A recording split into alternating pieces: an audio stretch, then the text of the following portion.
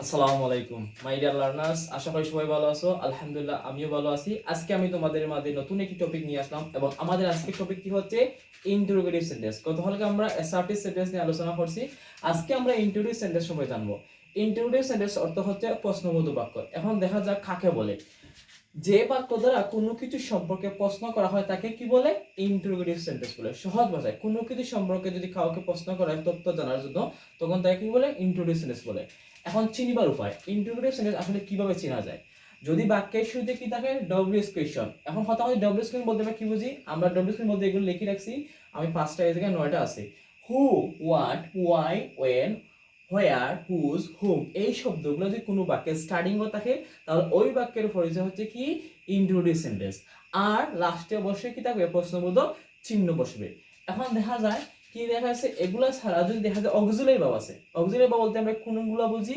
সাহায্যকারী ক্রিয়া। সাহায্যকারী ক্রিয়া হচ্ছে am, is, are, was, were, can, could, may, might. এগুলো যদি বাক্যের শুরুতে চলে আসে তাহলে ওই বাক্যের পরিচয় হবে ইন্টারোগেটিভ সেন্টেন্স এবং লাস্টে অবশ্যই প্রশ্নবোধক চিহ্ন বসবে।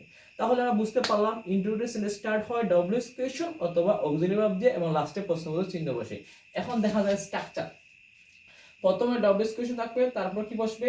অক্সিলারি ভার্ব, তারপর সাবজেক্ট, তারপর মেইন ভার্ব প্লাস বাকি অংশ। এভাবে স্টার্ট হইলে ডব্লিউএস কোয়েশ্চন দিয়ে এই স্ট্রাকচারটা ফলো করবে।